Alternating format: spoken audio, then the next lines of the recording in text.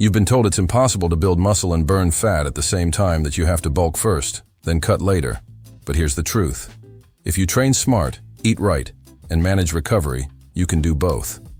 In this video, I'm breaking down the exact steps to transform your body without wasting months in a dirty bulk or crash diet. No gimmicks, no fluff, just real strategies that work. If you're ready to shred fat and build lean, powerful muscle at the same time, let's get started. Number 6. Prioritize compound lifts. Let me make this brutally clear. If your workout routine doesn't revolve around compound lifts, you're just playing gym dress up. These aren't YouTube stunts. They're the backbone of serious transformation. Squats, deadlifts, bench presses, rows, the holy grail. These moves activate multiple muscle groups simultaneously, which means you're torching more calories, engaging more fibers, and triggering a hormonal cocktail that screams muscle growth and fat loss. You want results? Compound lifts. Want to boost testosterone without paying for overpriced pills with sketchy side effects? Compound lifts. Want to improve posture, balance, and functional strength while also making your t-shirts fit tighter in the right places? You guessed it, compound lifts. But here's the deal. Technique matters. If you're bouncing a barbell off your chest, like you're trying to launch a satellite, you're doing it wrong. Form before ego. You lift heavy, yes, but with control and intent. You're building a machine, not auditioning for a gym fail compilation. And let's talk about the after party. EPOC, excess post-exercise oxygen consumption, is your silent, fat-burning partner. After a tough set of squats, your body doesn't just recover, it burns. For hours, while you're watching Netflix. That's metabolic magic, not some supplement scam. These lifts are not optional. They are the foundation of your weekly routine. Everything else, curls, crunches, cable crossovers, they're the sprinkles on your high-protein cake. Make no mistake, whether you're aiming to shred or grow, compound lifts provide the hormonal environment your body needs to do both simultaneously. Consistency is king. Make these lifts your non-negotiables.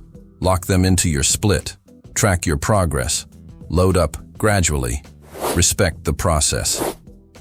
Number 5. Use intermittent fasting strategically. Intermittent fasting has become one of the most polarizing topics in fitness. Half the internet thinks it's the holy grail, and the other half thinks it's starvation in disguise. So let's cut through the noise. If you want to build muscle and burn fat at the same time, intermittent fasting can be a killer tool if you don't use it like an idiot. We're not talking about fasting for 48 hours and then face planting into a pizza. We're talking about strategic fasting, skipping breakfast to extend your overnight fast, keeping insulin low, and giving your body a chance to burn fat. But here's where most people mess up. They don't pair it with strength training and high-protein meals. If you're fasting but eating garbage afterward, congratulations, you've invented yo-yo dieting. The trick is using the fast to control calorie intake, then breaking the fast with clean, muscle-friendly meals that support recovery and growth. A solid window is the 16.8 protocol, 16 hours of fasting, 8-hour eating window. But don't treat it like gospel. Some people do better with 14-10 or 18-6. The key is consistency and what you're putting in your mouth when the window opens. Intermittent fasting also enhances insulin sensitivity, which means your body handles carbs better when you do eat them. That's huge for recomposition. And if you train fasted, make sure you're sipping BCAAs or at least hitting a protein meal ASAP post-workout. One more thing. Fasting doesn't mean energy should tank. If it does, your electrolytes or overall nutrition are off. Stay hydrated, salt your food, and eat like a grown-up during your feeding window. No, a Pop-Tart doesn't count. The real flex is mastering discipline, not skipping meals just to binge later. You're enjoying the video? Comment where you're watching from. Hit the like button. If you're not subscribed to the channel yet, click the subscribe button. Number 4. Eat high protein at every meal. You've probably heard eat more protein more times than you've heard your alarm clock, but there's a reason it's the golden rule of recomposition. Protein isn't just about muscle growth. It's your weapon against hunger, muscle loss, and metabolic slowdowns. If you're trying to build muscle and burn fat at the same time, every meal is an opportunity to fuel recovery, feed lean tissue, and fire up your metabolism. We're not talking about sprinkling a little cheese on a salad and calling it a day. We're talking real protein. Chicken, beef, eggs, fish, Greek yogurt, protein shakes. Aim for 1.6 to 2.2 grams of protein per kilogram of body weight per day. And spread it out. Don't dump all your protein into dinner and expect your body to thank you. Your muscles need a steady stream of amino acids, not a tidal wave once a day.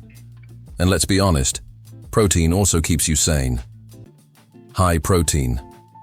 Meals increase satiety, which means you're less likely to raid your pantry at midnight like a gremlin.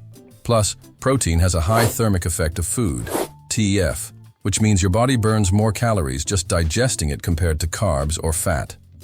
Yes, you literally burn calories while eating steak. Welcome to the Gains Club.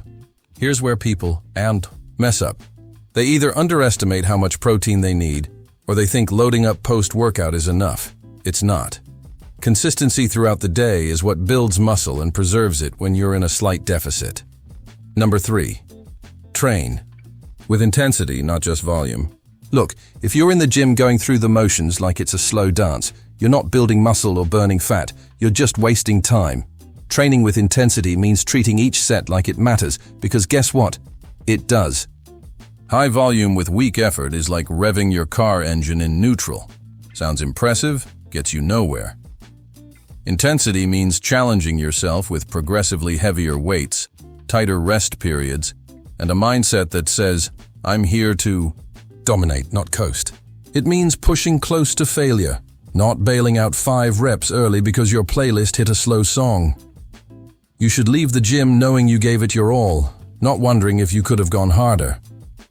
The beauty of training with intensity is that it spikes your heart rate, keeps EPOC running high, and ensures you're torching calories long after your last rep.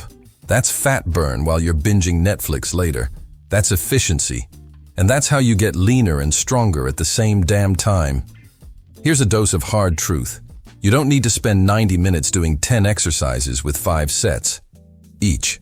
You need fewer exercises done with focus, with intent, and with grit. Supersets, drop sets, cluster sets. They're tools, not decorations.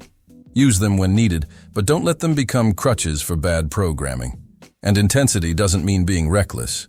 Form still comes first. What you want is controlled aggression, like a lion stalking its prey, not a rabbit on red. Bull. Number 2, add metabolic finishers. You want to light the metabolic fire that keeps burning fat hours after you've finished training? Add metabolic finishers. These short, brutal bursts at the end of your workout are your secret weapon, the knockout punch after the heavyweight bout. Now, before you roll your eyes and say, I already do cardio, let me stop you right there. Metabolic finishers aren't your grandma's treadmill stroll. These are battle ropes, sled pushes, kettlebell swings, burpee intervals, savage, explosive movements that jack up your heart rate and fry any fat that dared survive the workout. The point isn't to log 45 minutes of steady-state boredom. It's to shock your system into overdrive with 5 to 10 minutes of relentless effort. Think of it as a turbocharger for your metabolism. You've already primed your body with strength. Training. Now you crank it up and leave the fat no place to hide. Here's a favorite. 3 rounds of 30 seconds of battle ropes, 10 kettlebell swings, and a 20-yard sled push. Rest 1 minute between rounds. Simple, savage, effective, and yes, you'll hate every second of it, but you'll love what it does to your physique. Metabolic finishers also reinforce mental toughness. It's the part of the workout where your mind wants to quit, but your discipline keeps going. That carries over into every area of life, not just the gym. Because let's be real, the guy who crushes a 5-minute brutal finisher isn't skipping breakfast or sleeping through his alarm. And here's the kicker. These finishers don't eat up your schedule. They're fast, efficient, and insanely effective. No more saying, I don't have time. If you've got 10 minutes, you've got time to torch fat and signal to your body that it needs to stay lean and strong. Number 1, stay in a slight caloric deficit. You don't need to starve to get shredded, and you definitely don't need to bulk into a human marshmallow just to gain muscle.